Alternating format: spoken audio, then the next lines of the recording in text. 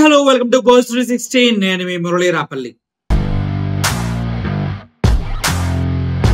మన రాతి యుగం కాలానికి రివర్స్ లో వెళ్ళిపోతున్నాం అన్నాడు. ఇప్పుడు ఈ విషయం నేను చెప్తే చాలా మంది అగ్ర కులాలకి కింద నుంచి పైదాకా కాలిపోతా ఉంటది. బుద్ధి లేని బతుకులు మనవి, సిగ్గు లేని బతుకులు మనవి. మనిషి పుట్టిన తర్వాత దేవుడు కూర్తంత జ్ఞానం అని పెట్టుంటాడేమో. చదువుకున్న పెద్ద మనుషులు ఉంటారంటే ప్రతి ఒక్కరు దుర్మార్గులాగే కనిపిస్తున్నాడు. అరే 2000 సంవత్సరాల చరిత్ర కలిగినటువంటి భూమి మీద ఇంకా కులాలు మతాలు గొడవలేంద్రా, దుర్మార్గ బతుకులు ఏంద్రా మీ. మొన్న పిఠాపురంలో అలాగే జరిగింది. దళితుల్ని సామాజిక బహిష్కరణ చేశారు. దస్సనాథని అని చెప్పుకునే పవన్ కళ్యాణ్ గారు కూడా మాట్లాడలేదు. ఆయనకి ఏందో మరి నాకు అర్థం కాదు. ఆయన గతంలో ఒకసారి ఒక మాటలు మాట్లాడారు. కులాలు చూస్తే మీకు పౌరుషం రావట్లేదు, కానీ కులాల మీద తిడితే నాకు పౌరుషం వస్తుందని. ఇక్కడ నీ కాన్స్టిట్యున్సీలోనే దళితుల్ని సామాజిక బహిష్కరణ చేస్తే నోరెత్తనోడివి, నువ్వేం రాజకీయ నాయకుడు అయ్యా, సిగ్గులేని బతుకునేది అని తిడుతున్నారు. సరేలే, అది వదిలేద్దాం అనుకుంటే మళ్ళీ పొట్టి శ్రీరాములు నెల్లూరు జిల్లాలో సేమ్ సిచ్యువేషన్ రిపీట్ అవుతుంది. దుంపలపాడంట నెల్లూరు. ఏంది ఇది? ఎరా మనిషి పుట్టారా, ఇంకేమైనా పుట్టకలు పుట్టారా? కొద్దిగా కూడా సెన్స్ లేదా? దేవుడు పెట్టలేదు మీకు? మనుషులంతా ఒకటే అన్న మినిమం నాలెడ్జ్ లేకుండా మీరెట్రా మనుషులా బ్రతుకుతున్నారు? సిగ్గు శరం లేని బతుకులు అయిపోయా. గ్రామంలో ఒకట అర్ధరాత్రి ఎవరో విజిల్స్ వేసుకుంటే తిరిగారంట. దానికి అగ్ర కులాల వారికి కొంచెం కాలుకొచ్చిందంట. సో జడ చక్రి, అదే విధంగా చెరుకూరి కార్తిక్, వీళ్ళిద్దరిని తీసుకెళ్లి కొట్టి అమ్మనా బూతులు తిట్టారంట. కులాల పేరు పెట్టి. వీళ్ళు ఎస్సీ మాదిగా అనమాట. కులాలు పెట్టి పిచ్చ పిచ్చగా తిట్టారంట. అయితే ఊరుకుంటారా? నా పిల్లల్ని తిట్టడానికి నువ్వెవర్రా కోన్కేసుక గొట్టంగా అంటూ ఇలా పేరెంట్స్ వెళ్ళి అడిగారు మనోడిని. అడిగితే ఆ అడిగిన తర్వాత నువ్వెవడో తప్పు చేసిన శిక్షించరా, చేతనైతే నా పిల్లల్ని కొడతానికి నువ్వెవడరా కోన్కేసుక గొట్టంగా, పనికి మాలిన చెత్త ఎదవా అంటూ వాళ్ళ ఫ్యామిలీ వాళ్ళు వెళ్ళి వీళ్ళని తిట్టారంట. వెంటనే వీళ్ళకి ఆ కులమోడు అంత గొప్పోడా, ఇంతమందిలో నన్ను తిడతాడా, అంతమందిలో నువ్వు ఇంకోటి కొట్టి కులం పేరు తీసిస్తే తప్పులేదు, కానీ నిన్నేమన్నాను కానీ పొడుచుకొచ్చి ఆ చుట్టుపక్కల గ్రామాల్లో ఎక్కడా వీళ్ళకి పని ఇవ్వద్దని, అదేవిధంగా ఉపాధికి సంబంధించినటువంటి ఏది కరువు పని ఉంటుంది దాంట్లో కూడా తీసుకోవద్దంటూ హుకుములు జారీ చేశారంటే వీళ్ళు. దళితులు ఎవరిని గ్రామాల్లోకి రానివ్వకూడదు. ఒక తెలియక పొద్దున్నే ఒక వ్యక్తి వెళ్ళి వాటర్ పట్టుకోవడానికి వెళ్తే, ఇక్కడ మీకు ఎక్కడ ఉందో వాటర్ పట్టుకునే ఫెసిలిటీ, ఇదే నీదా ఎలా అని పంపించారంట. అంటే వాటర్ కూడా ఇవ్వరు వాళ్ళకి. అంటే డ్రింకింగ్ వాటర్ ఉంటాయి కదా ప్లాంట్స్, వాళ్ళు తర్వాత ప్లాంట్ ని కూడా మూసేశారంట వీళ్ళు ఎక్కడ వస్తారు అనేసి. అది కాకుండా వాళ్ళ ఊర్లో టెంపుల్ ఒకటి ఉందంట. ఆ టెంపుల్ పైన మైక్స్ ఉంటాయి తెలుసుగా మీకు. ఆ మైక్స్ లో అనౌన్స్ చేశారంట, దళితులకి ఊర్లో ఎవరు లోపలికి రానివద్దు, వారి చేత ఏ పనులు చేయించొద్దు, పొలం పనులు కానీ ఏమని కానీ, కరువు పనికి కూడా వాళ్ళని తీసుకోకూడదు.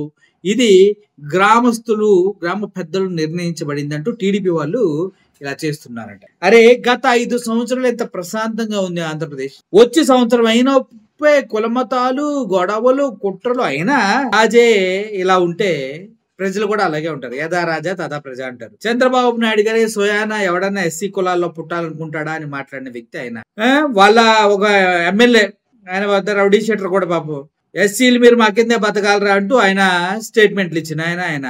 ఇప్పుడు చూస్తేనేమో పవన్ కళ్యాణ్ ఊగి ఏదో పీకుతాడు అనుకుంటే ఆయన పీక్కోలేక చచ్చిపోతున్నాడు ఆయన. ఆయనకి ఏం కావాలి, ఎక్కడ డబ్బులు కావాలి, తొట్టులు కట్టి 11,000 ఎక్కడ కొట్టేయాలి, లేదంటే ఇంకోటి కట్టి ఎక్కడ దొబ్బేయాలి, ఈ ప్లానింగ్ లో ఉన్నట్టున్నాడు ఆయన. లేకపోతే వాళ్ళ కాన్స్టిట్యున్సీ నుంచి అక్రమంగా బియ్యం రవాణా అయిపోతుంటే రేషన్ బియ్యం గతంలో సీజ్తో షిప్ అన్నాడు. ఇప్పుడు వాళ్ళ కాన్స్టిట్యున్సీ నుంచే కొన్ని లక్షల రూపాయల రేషన్ బియ్యం తరలిపోతుంటే పట్టించుకోవట్లేదు. ఇట్లాంటి వ్యక్తుల్ని రాజకీయ నాయకులుగా ఎన్నుకొని తప్పు చేసింది మీరు భయ్యా. ఇప్పుడు మీరు వచ్చి ఎంత బాధపడ్డా ఏం లేదు. కులాల పేరు చెప్పి ఊర్లలో దళితులు బహిష్కరిస్తున్నారు.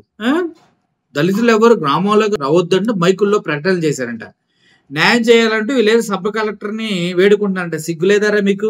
ఎన్ని సంవత్సరాల నుంచి బ్రతుకుతున్నారా? ఒక మంచినీటి వాటర్ ప్లాంట్ ఒకటి పెట్టుకోలేరు మీరు? సిగ్గులేదా మీ బతుకులకి? నిజంగా బతుకులు సిగ్గులేదా?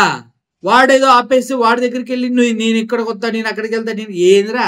వాడు కొన్నాళ్ళు పక్కన నుండి తెచ్చుకొచ్చి పని చేయించుకుంటాడు. తర్వాత నీ ముడ్డి నాకాల్సిందే వచ్చి ఎవడైనా. కొంచెం ధైర్యంగా ఉండాలా. ఏంది ఇది? ఎంతకాలం ఇలా ఒకటి మోచేతి కింద బతకాలని చూస్తూ ఉంటారు? మీ జనాభా ఎంతో తెలుసా?